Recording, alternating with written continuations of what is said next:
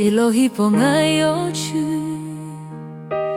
hè ngay một chữ xiong tô nhỉ phone hi mo không tô ngay yong phan no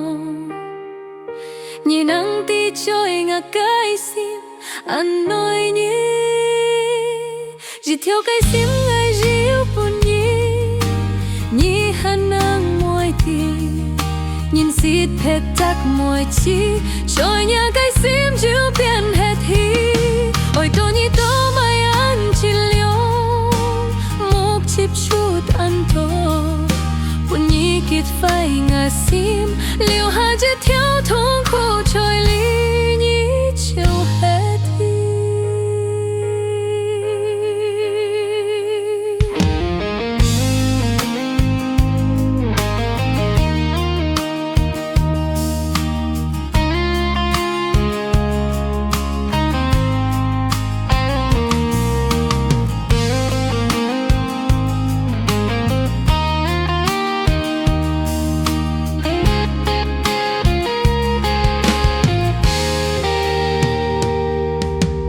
dít vui chiều sẽ lo hi bóng ngay áo truy hem ngay mùa truy xiong tô nhỉ phone hi mô còn to ngay ở nhung phan nô nhìn nắng ti trôi ngả cái sim anh nói nhỉ chỉ theo cái sim ngay chiều buồn nhỉ hắn xiết hết chặt môi chi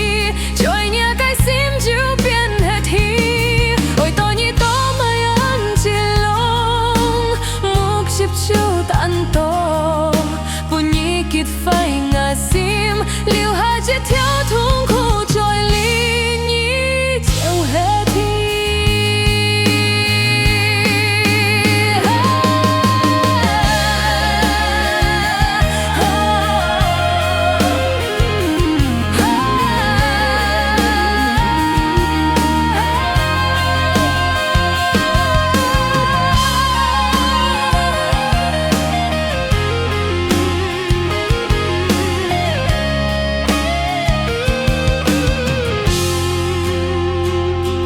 chỉ theo cái sim ngay chiều buồn nhỉ hắn nắng môi ti nhìn xịt hết chắc môi chi trôi nhà cái sim chưa biến hết hi